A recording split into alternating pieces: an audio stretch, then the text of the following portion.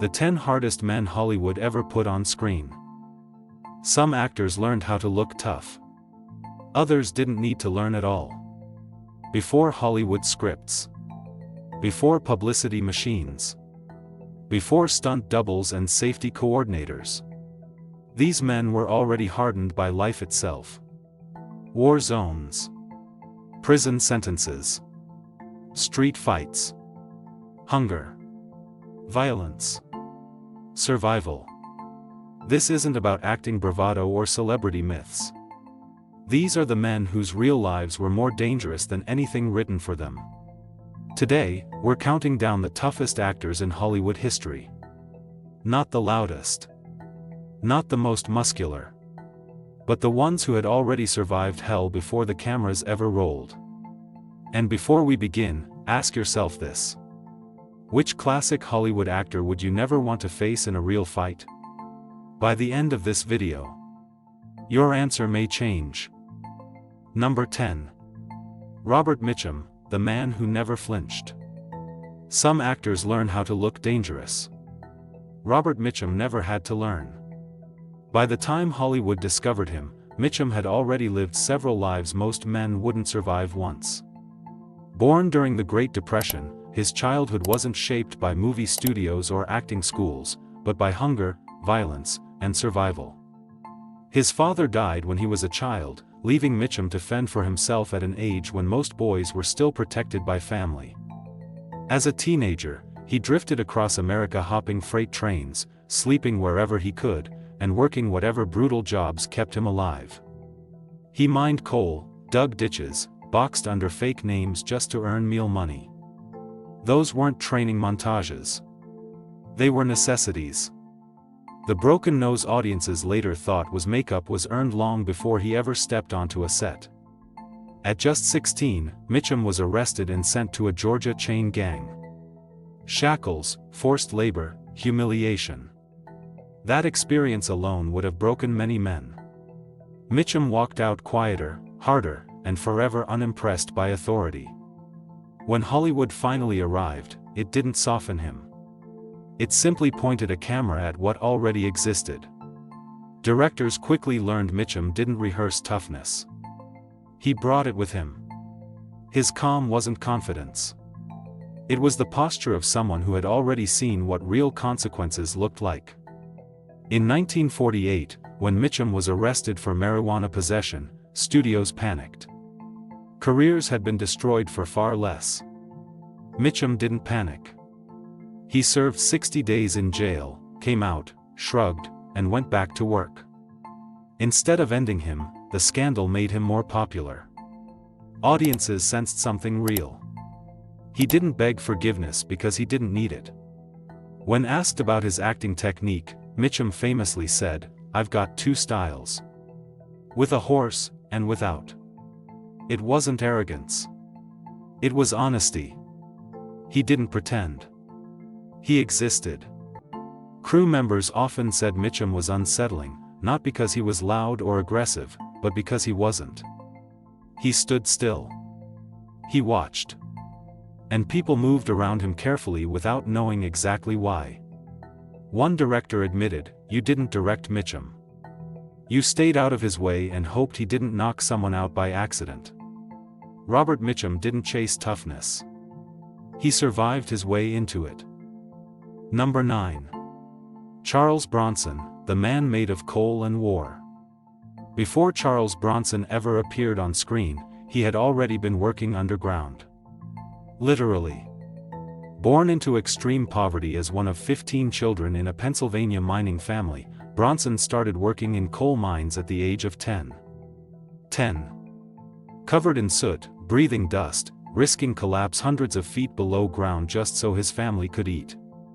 Childhood for him wasn't difficult. It was brutal. When World War II arrived, Bronson left one deadly environment for another. He served as a B-29 tail gunner flying bombing missions over Japan. Those positions had some of the lowest survival rates of the war. He was wounded in combat and awarded the Purple Heart. That isn't a metaphor for toughness. That's documented history. After returning home, Bronson didn't seek fame. He took whatever labor paid. Short order cook. Farm work. Factory labor. Occasional boxing. Acting came later and almost accidentally. When directors noticed him, they realized he didn't move like an actor. He moved like someone who already knew how to end violence efficiently. His punches on screen weren't dramatic because he wasn't performing. Jan Michael Vincent once said Bronson grabbed him during a scene and the strength shocked him. It wasn't acting strength. It was working men's strength hardened by war.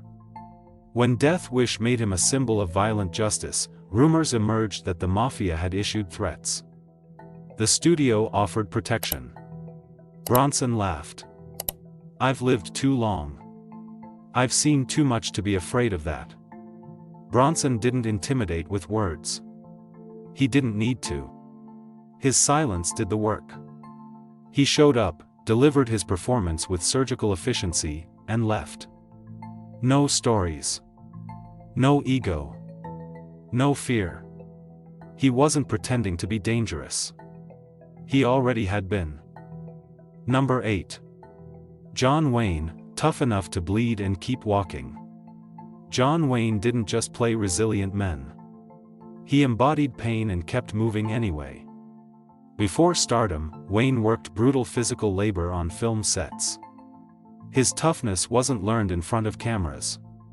It was built lifting equipment, hauling wood, and doing the work no one else wanted. During the Alamo, Wayne cracked multiple ribs while performing a stunt. Production expected delays. Wayne wrapped his torso, swallowed painkillers, and continued filming. No complaints. No special treatment. In 1964, doctors removed one of his lungs and 4 ribs due to cancer. Most careers would have ended that day. Wayne's didn't. Months later, he was back on set performing physical roles without slowing down. The deepest irony came from The Conqueror, filmed near a nuclear test site. Years later, nearly half the cast and crew developed cancer, including Wayne.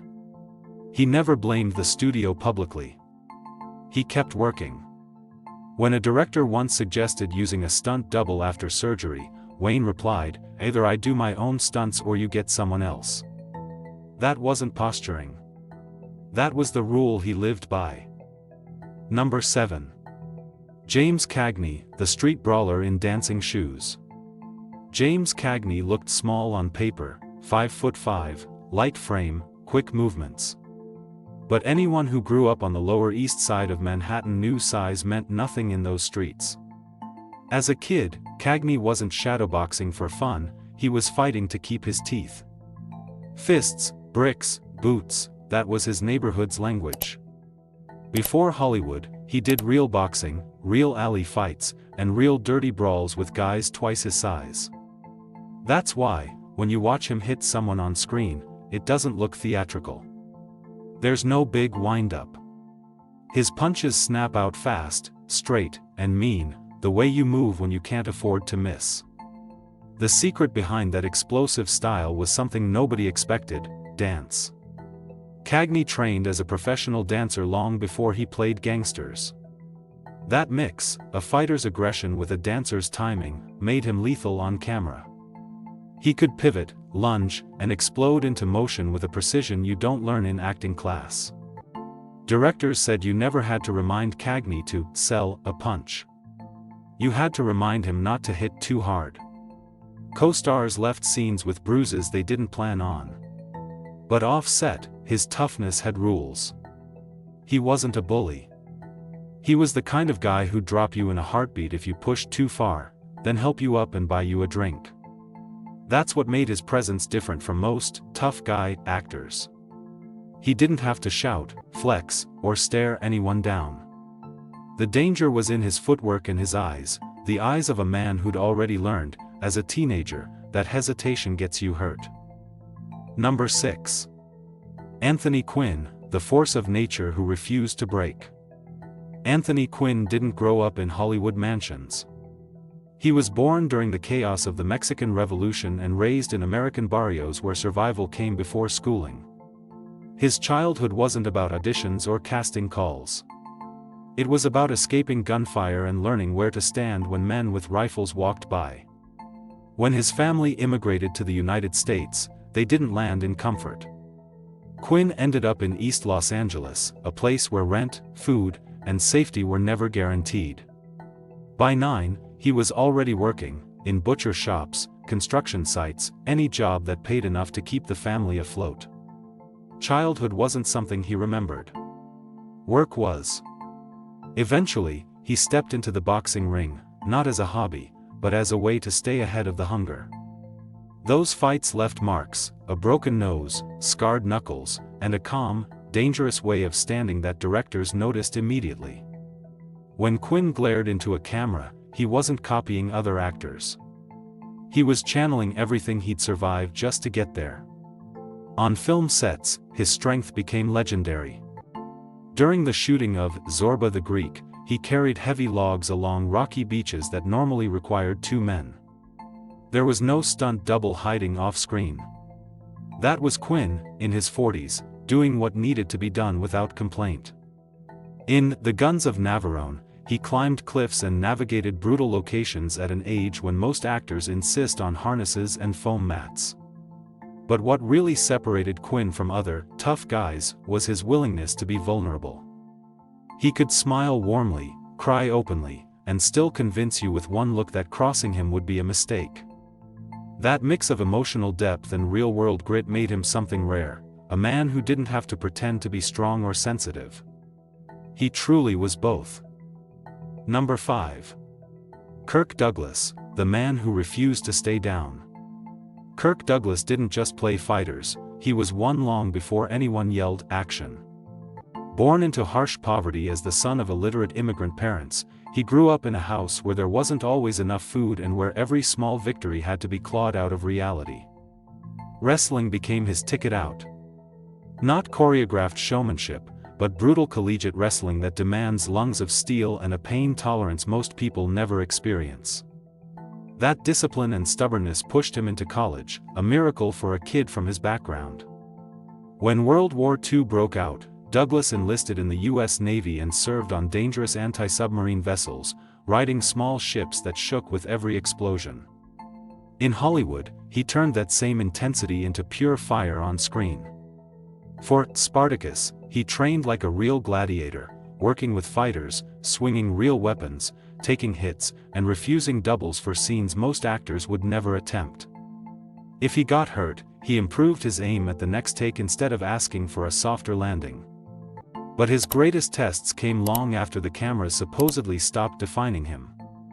In his 70s, Douglas survived a helicopter crash that killed 2 other people.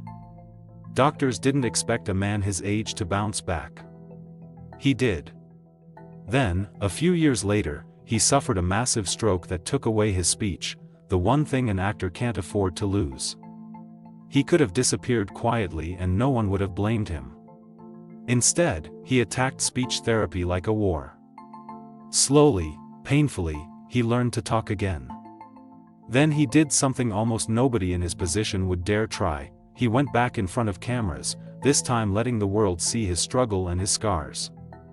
That's what makes Kirk Douglas truly tough.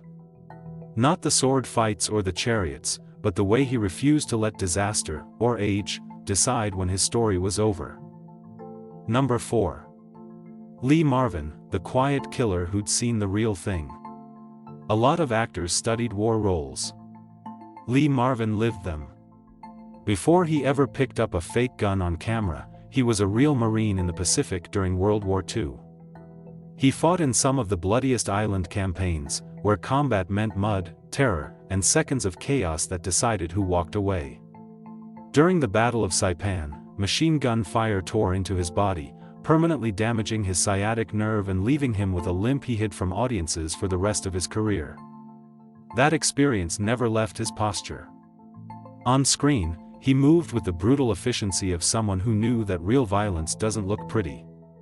His characters didn't waste motion, didn't make speeches in the middle of a fight, and didn't swing like choreographed dancers. They struck, ended things fast, and walked away like it was just another job. Off camera, stories about Marvin only added to his legend. While filming on location in logging country, he supposedly ended up in a bar fight against several lumberjacks at once, and somehow walked onto set the next morning bruised but ready to work, refusing delays or special treatment. Crew members quickly learned that the dangerous energy he radiated on screen wasn't entirely an act. Yet he rarely raised his voice. Marvin's toughness was in his stillness. Directors said that when he sat in a chair and glared, the entire room changed. He didn't have to shout threats or punch walls. You believed he could hurt you because he moved like someone who already had, in places far from cameras. For audiences who'd lived through the war years, Marvin's performances felt different. They weren't heroic fantasies. They were unsettling reminders of what real combat carves into a person, the kind of damage that never fully heals, but never has to be announced. Number 3. Steve McQueen, the Marine who treated life like one long stunt. Steve McQueen wasn't born the king of cool. He earned that title the hard way. Abandoned, bounced between relatives, and sent to reform schools as a teenager, McQueen didn't just have a rough childhood, he had a crash course in survival. He learned quickly that you either fight back or get crushed. Running away at 14, he drifted through odd jobs and trouble until the Marines offered something rare in his life: structure and purpose. Even there, he couldn't stay out of conflict. He spent time in the brig for insubordination and reckless behavior. But when things really went wrong, during Arctic training, when a tank-carrying fellow Marines plunged into icy water, McQueen's true nature showed up. He dove into the freezing chaos and helped pull 5 men to safety, risking his own life without hesitation. In Hollywood, he never lost that addiction to risk. When producers begged him to use stunt doubles, he ignored them. In The Great Escape, he did his own motorcycle chases and would have done the famous fence jump if they hadn't stopped him. On other films, he drove fast cars, crashed vehicles, came close to drowning, and treated every set like a playground built for danger. Racing wasn't a publicity stunt. McQueen competed in real, brutal races, on dirt bikes, on tracks, in endurance events where machines and bodies fail. At Sebring in 1970, he raced with a cast on his foot and still took second overall, against professionals who were shocked to be beaten by the actor. When he discovered his name on Charles Manson's kill list, McQueen didn't hide behind security gates. He loaded a gun and carried it everywhere. Reckless? Maybe. But the mentality was pure McQueen: if danger is coming, meet it head-on. He didn't perform bravery for cameras. He lived that way long before the director called for the first take, and he kept living that way until his body finally ran out of chances. Number 2. Charlton Heston, the Iron Will behind the epic roles. Charlton Heston looked like he had been carved to play giants: Moses, Ben-Hur, larger-than-life heroes who carried nations, chariots, and stone tablets on their shoulders. But beneath the costumes and sets was something much more real, a man whose physical endurance and sense of duty came from far outside any studio. During World War II, Heston served in the Army Air Forces as a radio operator and aerial gunner. Long flights, endless training, and the constant background hum of danger shaped his mindset: do your job, no excuses, no shortcuts. That attitude followed him to Hollywood and never left. On set, he had every right to demand lighter props and softer conditions. Instead, he did the opposite. In The 10 Commandments, those heavy stone tablets he hoisted again and again weren't styrofoam toys. They were substantial, brutal on his shoulders, and he lifted them repeatedly over long shooting days. When he tore ligaments during a stunt on another film, he didn't halt production. He wrapped the injury at lunch and finished the day's work. The real test came later, after his time on The Conqueror, shot near nuclear test sites in Utah. Decades later, a horrifying pattern emerged: many cast and crew members developed cancer. Heston was among them. Doctors removed a lung, altered his body permanently, and still he returned to demanding roles, refusing to present a weaker version of himself to the audience. most people would take that as a sign to slow down. Heston saw it as another challenge to overcome. Even as age and illness advanced, he continued appearing in public, speaking, and carrying himself with the same upright posture that made him look like he belonged on a mountaintop with the wind tearing at his cloak. What made Heston tough wasn't just his size or his voice. It was his refusal to accept special treatment, his willingness to hurt for the shot, and his belief that if a character demanded strength, then he owed it to the audience to find that strength for real. Number 1. Audie Murphy, the soft-spoken face of real war. If you tried to design the ultimate war hero for a movie, you'd probably imagine someone towering, scarred, and terrifying. Audie Murphy was none of those things. He was short, baby-faced, and quiet. Yet no actor on this list comes close to what he actually did before he ever saw a camera. Murphy lied about his age to join the army in World War II. By the time he turned 21, he had earned every U.S. combat medal available and several from Allied nations, 28 decorations in total. The numbers barely feel real. He personally held off waves of German soldiers, destroyed tanks, led counterattacks while wounded, and refused to retreat when any normal human would have collapsed. His most famous action reads like fiction. During one battle, he climbed onto a burning tank destroyer, used its machine gun to mow down advancing enemy forces, called artillery strikes, and kept fighting even after being hit. When the smoke cleared, he had killed or wounded so many enemy soldiers that the official report struggled to capture it. That single day earned him the Medal of Honor. Hollywood came calling after his face appeared on the cover of Life magazine. What they found wasn't a swaggering legend. They found a soft-spoken young man who looked ordinary, until you realized what he'd survived. Security guards on studio lots sometimes didn't believe he was the real Audie Murphy. When he starred in To Hell and Back, playing himself, the studio actually toned down parts of his story. Executives believed audiences wouldn't accept how extreme his real experiences had been. They thought the truth looked too exaggerated for fiction.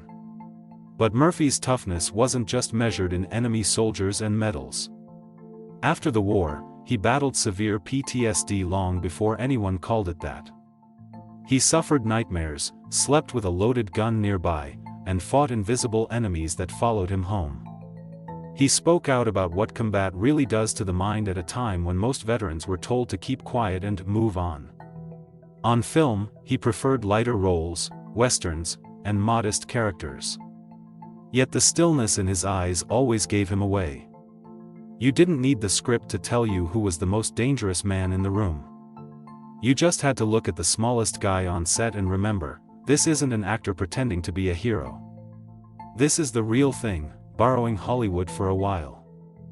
If you made it this far, you've just walked through a very different side of Hollywood, one built on scars, discipline, and real danger, not just special effects. If you enjoyed this video, don't forget to subscribe and leave a like. And tell me in the comments, which of these actors impressed you the most, and who do you think deserves a spot if we ever do a part 2?